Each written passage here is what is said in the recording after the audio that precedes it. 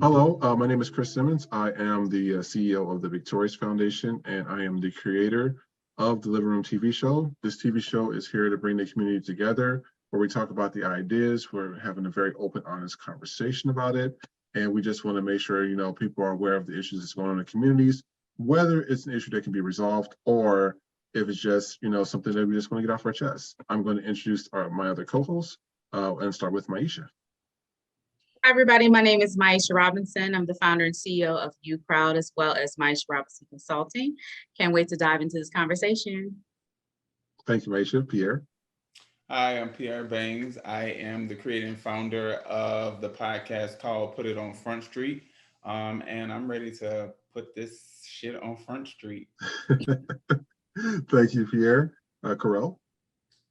What's up, guys? I'm Carell Augustus. I'm a photographer in LA, and just ready to get into let's get into this. Let's get it. Let's talk about it. All right, and lastly is Wesley. Hey, everyone. My name is Wesley Colleen Colmenares. I am the owner of Juiced Up Enterprises, LLC. It's a mobile juice bar in the city of Culver City. And I also work for Los Angeles Urban League, which is an affiliate of National Urban League, and I'm the assistant to the CEO, Michael Lawson. And I'm looking forward to discussing all these topics. Well, thank you guys for all joining me, and ladies. I want to start this topic off for episode 2.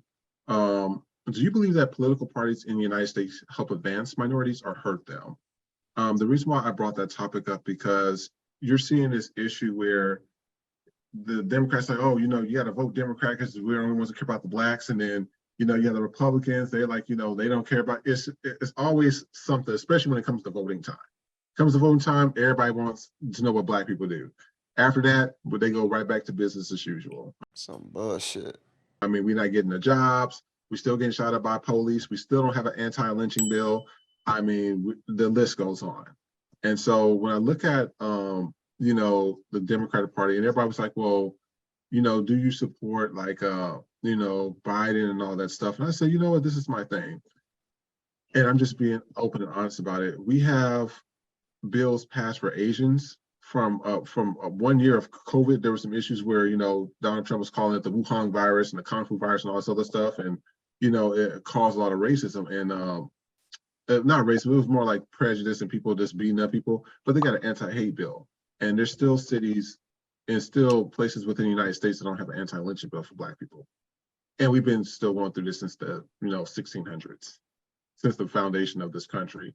And so that's why I, when it comes to Democrat, I'm just like, stuff still ain't being done for us as black people on that side. And then, we already know what the Republicans is. They use us and, they put on the Stacey Dashes and the Herschel Walkers and all them stuff to get on there. And then once they're done with us and got the votes, they fire them, discard them and whatever. So do you believe that political parties are really helping us or are they hurting us? I'll go first on this one. First off, Black people have got to stay engaged. When Barack Obama became the president, we all should have gone back at the midterms and made sure that his agendas could have gotten passed. So that's where this starts. Yeah, they spend all this time and effort talking to Black people when they want you to vote, and then the person gets in the office and then they can't do anything because, they lost the House, they lost the Senate. And that's what the case was with Barack Obama. So local elections are just as important as the president. The president does not make laws. So people have to understand and educate themselves on how powerful vote for governors, city councils, mayors, because they're the ones who're supposed to take your voice and still have it amplified in DC. So it's really easy to blame the president, but the truth of the matter is it trickles down to who you have representing you. I mean, I live in California. I'm not sure about everybody else, but I know that the 2 senators that represent California represent more people than 40 of the senators on the Republicans represent altogether. That's a problem. So until all that stuff gets fixed, and Black people stay engaged, not every 4 years, but every 2 years, and let our voices be heard, they'll start paying attention. That's just the problem. People don't show up for the midterms. And I think there might need to be some type of I don't know, education system or something where it's teaching people about everything, because that is true. Because it also helps when they're Yeah. voting for the judges and they're voting for other, different seats that needs to be filled, and people just don't really realize like everything that has to go into it. And I think that the way the media is right now, it doesn't help. I mean, there's so much misinformation. You go on Facebook, somebody says something about a bat that killed one of the president's dogs. It's this weird stuff, and people will believe it, and then they will spread that same message to everybody else and say this is what's going on. And then I think that there needs to be some point in time where somebody sits down and just say, okay, we got to be stupid, stop being stupid for once, and start telling people how the whole process runs with our political system. Anybody else? But just discern between somebody's opinion and what's actually happening. Because yes, you are right. People's opinions get thrown around a lot and gets a lot of attention, but the breakdown of the system has never changed. It's not going to, and that's what they don't want you to understand about voting and like Stacey Dash, you mentioned her earlier, Stacey Abrams in Georgia, Stacey Abrams in Georgia, who got she registered all those people to vote because they weren't voting. What's this international college hill or something? Yeah. I think she was. I think she was. I was she like, was. I thought she didn't like black people the way she was so Trump-publican. I was so confused about that, but okay. Because what you said, You're confusing her with Candace Owens. They threw her away when they were done with her, so she had no come back home. Same thing. The BET. Yeah, Roger Ailes used to say, "Get the black girl." That's on the record. He used to say, "Get the black girl," Stacey Dash. Wow. That is interesting. Well, anybody else have anything to say about this topic? I'm gonna be short with it. It, like you said, it needs to be taught, but it does. But they teach you about, sad to say, their history. They don't teach you about our history and how voting really affected us unless it's Black History Month. And then like there's some movies on talking about, us, getting sprayed with water hose or, having to run and hide somewhere, because, the vote was so important.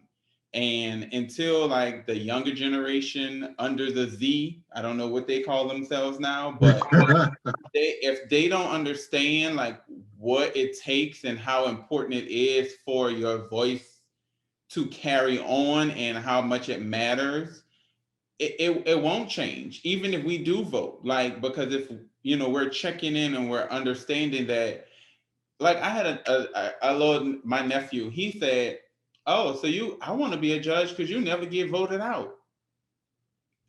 And I was just like, yeah, see, not like now they're seeing like, wait, so they get to sit there until they die, and then they just get to pass it to somebody that they believe will continue on with their hypocrisy. And they get paid back too. There's no point, like how you just sit in a seat and just that's it. Like, no, like they need to be voted out just like you do your senators, your mayors, and everybody else. Like if it doesn't change from the top, then of course, like the bottom people, the mayors and the governors, that's really not gonna matter, because at the end of the day, we got Governor Hot Wheels here in Dallas in the state of Texas, and he don't care about nothing but himself. Like literally, he don't care about his white counterparts either. Like if it doesn't benefit him and his little private, party, like the Bros Club, it doesn't matter. Like, when we had that freeze and like thousands of people were out of like clean water and stuff like that, he was like, well, I guess we're becoming Flint. Like he made a joke. Wow. Well, you know what, this is what I say. I know that the election is going to be coming up soon. So my advice to people is educate yourself, like Carell stated. Educate yourself from top down. The president, senators, different, seats in the House, and you have to understand how the House and the Senate works, how laws works, what vetoing means. I mean, you have to educate yourself. So that's why I would tell people just to make sure that you educate yourself first and make sure you vote correctly, because that's the only way things are going to change. But it has to happen from not just the top, but also the middle section and the bottom as well, because they also go there, they lobby, they try to pull up bills to help people. And if they don't get elected, I mean, they really can't do it. So I just want to thank everybody for tuning into this episode. I want to thank the co-hosts for being a part of this episode as well. If you're interested in being a co-host for the Living Room TV show in the future, please make sure to message us on our Instagram. Thanks.